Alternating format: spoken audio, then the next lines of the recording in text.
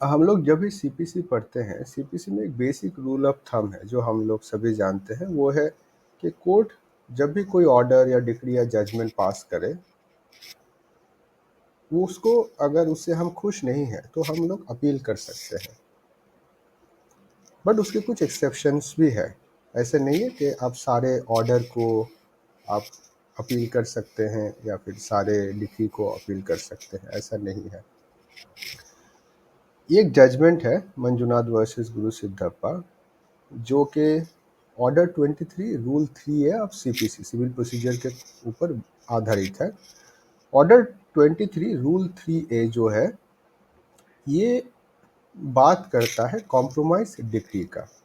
तो इस ऑर्डर 23 के अंदर जो कोर्ट है सीपीसी के, वो कॉम्प्रोमाइज डिक्री पास करता है।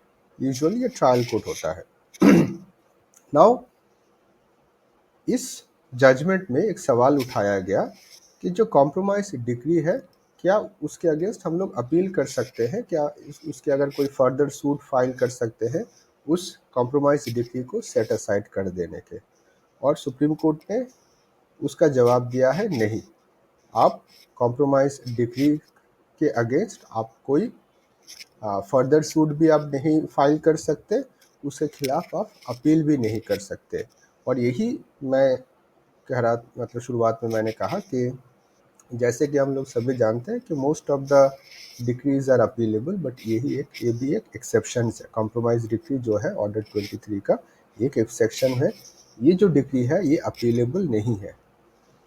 तो फिर एक सवाल आ सकता है कि क्या कॉम्प्रोमाइज डिग्री से अगर आप खुश नहीं है, if you are not happy, if you are aggrieved by the order, क्या आपके पास कोई रेमेडी है या नहीं।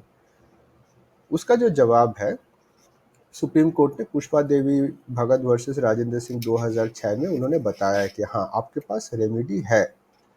वो रेमेडी पैराग्राफ 7 में उन्होंने बताया हुआ है, the only remedy available to a party to a consent decree to avoid such consent decree is to approach the court. The court मतलब उसी कोर्ट को ही आपको अप्रोच करना है, विच रिकॉर्डेड द कॉम्प्रोमाइज, जिन्होंने कॉम्प्रोमाइज वो पास किया था, and made a decree in terms of it and establish that there was no compromise. मतलब उसी कोर्ट में आप पिटिशन डाल के आप ये बताओ कि वो जो कॉम्प्रोमाइज़ था वो कॉम्प्रोमाइज़ नहीं था, वो वैलिड कंसेंट नहीं था। इसमें वो जो कंसेंट है उसका बहुत बड़ा इम्पोर्टेंस है।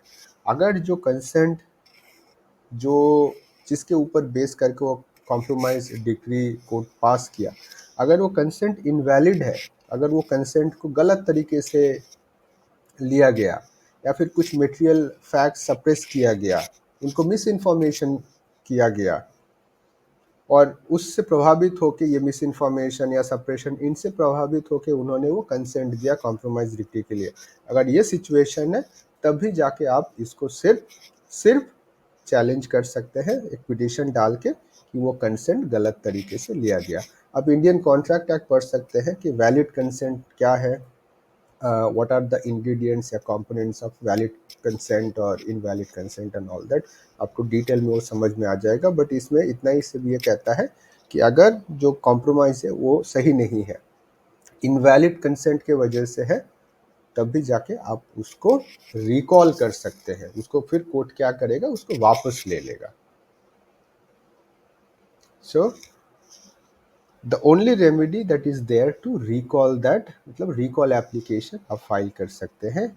आप no appeal is maintainable against a consent decree or no independent suit can be filed for setting aside a compromise decree. No appeal, no further suit। एक तरह से वो जो प्रिंसिपल ऑफ एस्टोपेल है, मतलब similar to that. So hope this is helpful. Thank you. अगर आपका कोई सवाल है, you can put it in the comments, I will be happy to take it.